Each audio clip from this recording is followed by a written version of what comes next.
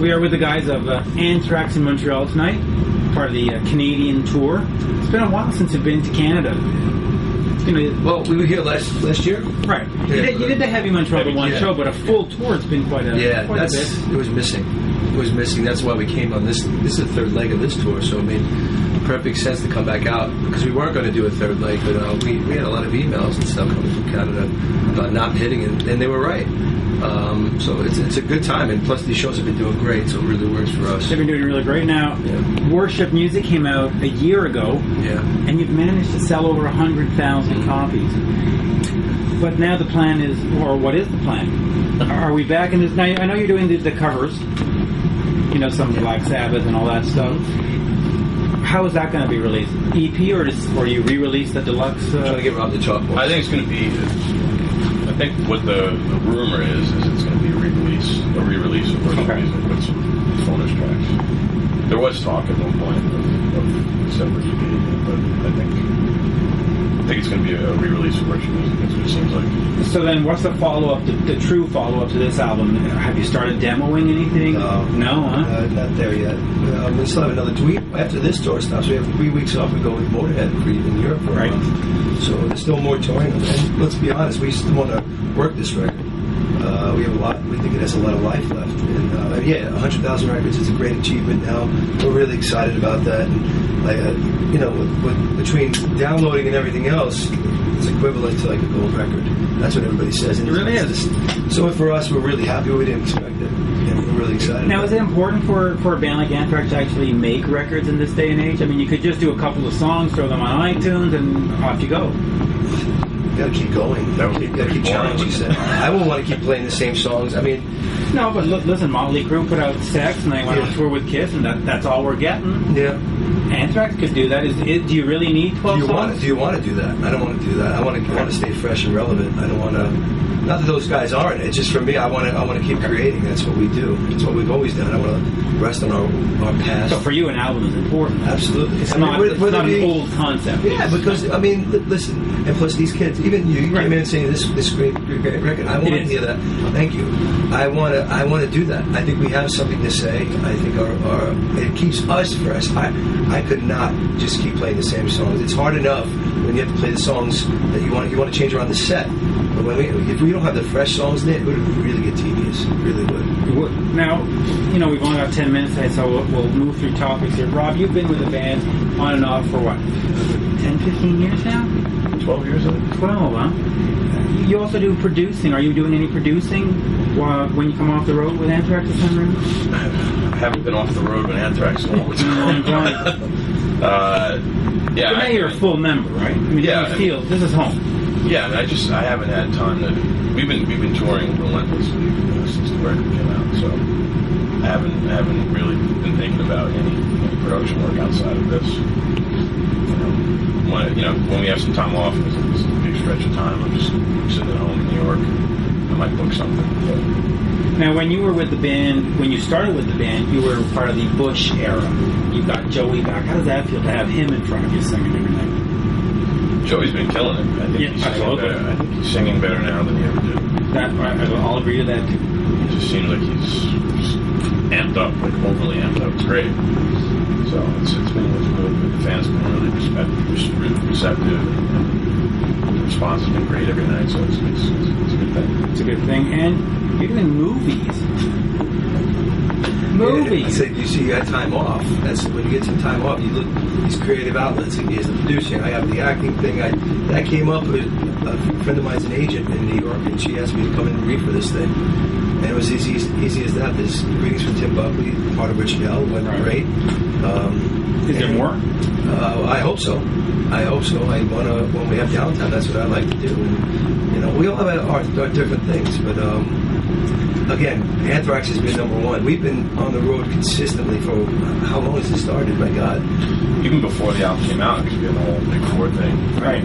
Leading up to the album release. How important was the Big Four to the success of Worship Music? I mean, it sort of put Anthrax back in the public consciousness, not of metal fans, but all of a sudden, Billboard's talking about you, Rolling Stone, people that had ignored you for one reason or another for some time.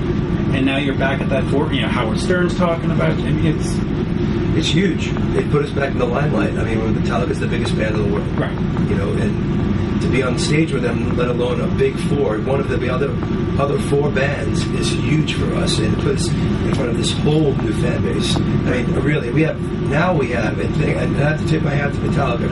Not only our friends, but they really gave us a kick in the ass, which we needed to get to be a band again and realize what this really could be and is. And now we're seeing, you know, we're bearing fruit on it, which is beautiful. To see, I have 15, 14-year-old kids coming up to me and say, you know, they love this record, they grew up on my bass playing from their father, or whatever it may be. I love that. That's what it's about.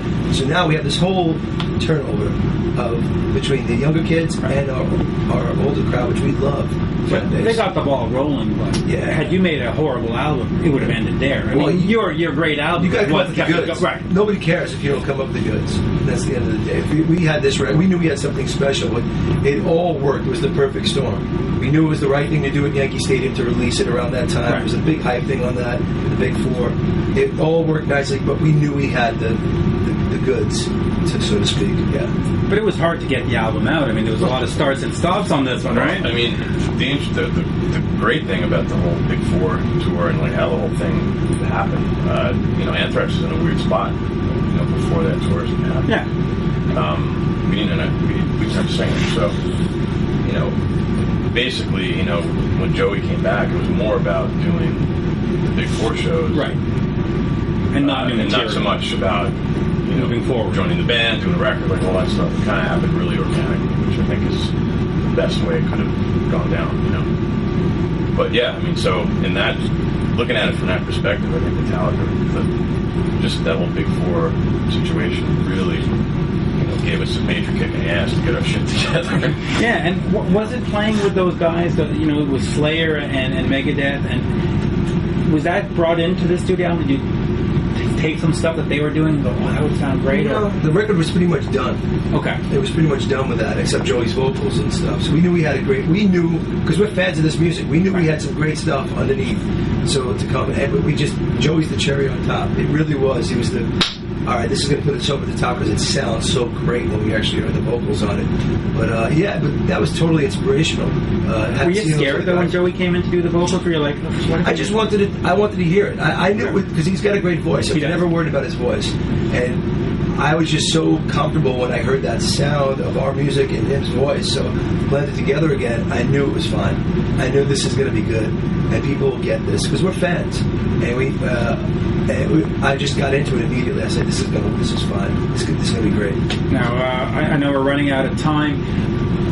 This goes for 2013, more touring, and then maybe 2014. We're looking at maybe new Anthrax, or is that too far down the road? No, it's not too far. I mean, that seems about right. I would hope that we're not going to take 8 years. That's for sure. Okay. Nobody wants to do that. Not when you got this momentum. Exactly. We have a great momentum, and thank you for saying that. It's so important in this day where there's no radio play, there's no anything.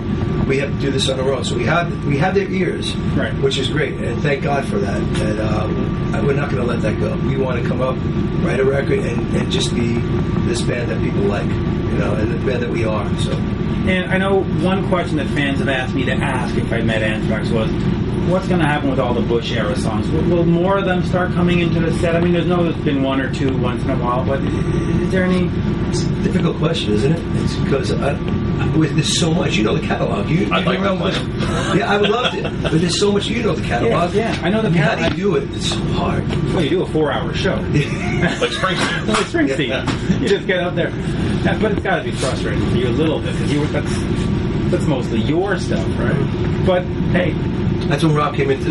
Again, the history is a long history. Who knows in the future? You just pull out something. Look, on that Metal Masters thing. I mean, we did Room for One More. I sang it just to bring it back because that's still an Anthrax thing. I mean, I'm by no means John Bush or Joey, but I just wanted to put it back in the mix. That this is still Anthrax. You know what I mean? That we have this collective group of songs. So I think that's important. I don't know what's going to happen in the future, but I know, let's put it this way, we have 5 other songs on this record that we want to play. We haven't including Crawl. Yeah. You know, these are songs that we're dying to play. We haven't had the time to put it into this. We want to. We really want to. We need a longer set. This album definitely one of those album shows like Kiss and Cheap Trick have done. This one, this is the Anthrax album That's a show great right compliment. Thank you for that. I appreciate it. You can only understand that. That's funny. I would say a line like, because I'm such a big fan of those groups, from those days. And even Cheap Trick now, I love.